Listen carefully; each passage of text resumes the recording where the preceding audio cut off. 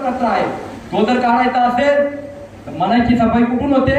ध्यानातून होते. म्हणून सगळे महापुरुष ध्यान करताना दिसतात. हे ध्यान सगळ्यात महत्वाचं आहे.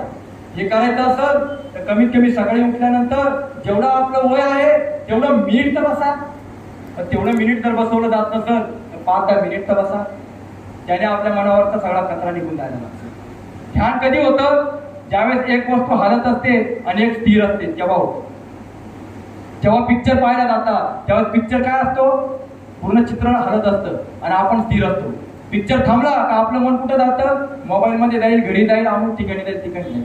पण कॉन्सन्ट्रेशन कधी झालं? पिक्चर चालत होता त्यावेळेस एक वस्तू हलत होती. तसं आपण जेव्हा देवाजवळ ध्यान करायला बसतो त्यावेळेस आपण स्थिर आहोत, भगवंत स्थिर आहे, आपल्याला हलायचे. म्हणजे काय तर मनात भगवंताविषयीची त्याने दिलेल्या सुखामधली आठवण करायची का देवा मला आलेल्या प्रत्येक गोष्टी त्या फक्त तुझ्यामुळे. हे सुखात आठवण आणि आलेले दुःख देवा तू मला सांभाळलं, कोणी नव्हतं माझं, या दुःखात तू मला सांभाळलं, हे त्याला सांगायचे. याला म्हणता का त्याच्या समोर आपण हलतोय शरीराने नाही मनाने.